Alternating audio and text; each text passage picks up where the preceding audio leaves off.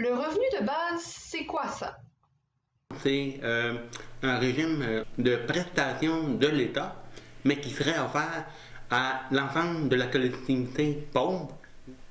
C'est une partie qu'on veut pour s'ajuster comme tout le monde, pour avoir une meilleure vie. On veut avoir les 9 besoins de base. Être capable de manger, capable de se vêtir, capable de se transporter. Un revenu de base, c'est offert à toute une population comme une base financière assurée à tout le monde. Ça peut être un petit montant, disons 100 par mois, mais ça peut aussi être un montant plus substantiel qui vise à assurer à toute une population un niveau de vie au-dessus du seuil de pauvreté. Un revenu de base, c'est l'idée d'une politique sociale mise en place par l'État qui peut avoir des objectifs très variables selon qu'on soit à droite ou à gauche. Puis il y a différents modèles partout dans le monde. Au Québec, il y a un nouveau programme découlant de la loi sur l'aide aux personnes et aux familles, l'aide sociale, qu'on avait alors présenté comme un revenu de base, a été instauré en 2018. Il s'est avéré que très peu de gens ont accès à ce programme et que la totalité des prestataires d'aide de dernier recours vivent toujours sous le seuil de la pauvreté. Ce nouveau programme est maintenant nommé par le ministère la Solidarité sociale 66-72.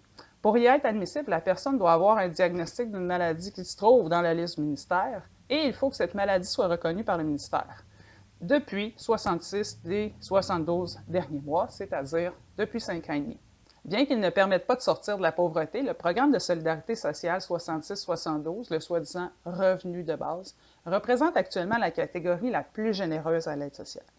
C'est insuffisant pour couvrir l'ensemble des besoins essentiels, mais c'est pourtant le montant le plus intéressant à l'aide sociale présentement, le montant de base étant de 690 par mois seulement. Théoriquement, l'aide aux personnes et aux familles, aussi appelée aide sociale, doit assurer à tous les Québécois et Québécoises une aide permettant de répondre aux 9 besoins identifiés dans cette loi comme étant essentiels. Pourtant, en réalité, les prestataires vivent avec moins de 50% du nécessaire pour couvrir leurs besoins essentiels. Il n'est donc pas surprenant qu'ils et elles voient rapidement leur santé mentale et physique se dégrader. Leur accès à un logement décent ainsi que leur sécurité sont aussi malmenés. Actuellement, le constat que tu fais, c'est qu'est-ce qui manque? Tout ce qu'un être humain a de besoins naturels. Que ce soit une sortie, un petit restaurant. On est obligé de courir des épiceries communautaires pour être capable de manger. Moi, je trouve ça une injustice totale. Les personnes en situation de pauvreté ont une espérance de vie raccourcie d'environ 9 ans par rapport au reste de la population. Cette statistique démontre bien toute la violence que peut représenter l'expérience de la pauvreté et ses conséquences désastreuses. Augmenter l'aide de dernier recours en évitant la catégorisation bon pauvre, mauvais pauvre, ça changerait bien les choses. Ça changerait une meilleure équité sociale, une meilleure vision de la société. Premièrement, il y aura moins de préjugés, plus de compréhension. Bien, il y aurait peut-être moins de crises, probablement moins de personnes malades, parce que souvent, le monde ne mange pas assez, ils sont pas... les médicaments, tout serait abordable peut-être probablement pour tout le monde. Des fois, à 690 par mois, des fois, il y a des gens qui tombent malades. On va souvent dans les cliniques médicales, l'hôpital, fait que ça enlèverait du poids sur ça. Au quotidien, ça changerait quoi pour toi? Bien, la qualité de vie, ma qualité de vie. Ah ben bon Dieu, c'est sûr que ça aiderait à la stabilisation de mon état de santé. Bien, disons que sur beaucoup, ça m'aiderait parce que je suis obligée de payer une partie de mes médicaments que l'aide sociale ne paye pas. C'est meilleure alimentation, mieux s'alimenter. Moi, je mange des fois juste 2 repas par jour. Alors oui, ça aiderait. Meilleure qualité de vie, des meilleurs vêtements, pour sortir, voir la famille en région. On vivrait mieux, on pourrait avoir des logements un petit peu mieux, être capable de manger mieux.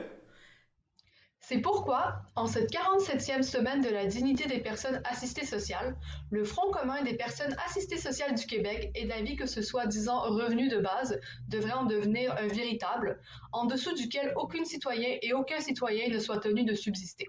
Nous demandons donc que le programme Solidarité sociale 66-72 soit élargi rapidement à tous les prestataires d'aide de dernier recours, leur permettant d'avoir un revenu minimal de 1 210 par mois par personne.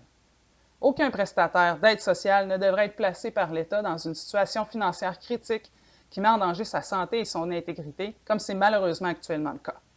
Ça, c'est un rêve, mais je sais que je peux pas l'avoir demain matin. Non. J'espère juste que le gouvernement va finir par comprendre que c'est un bien pour tout le monde.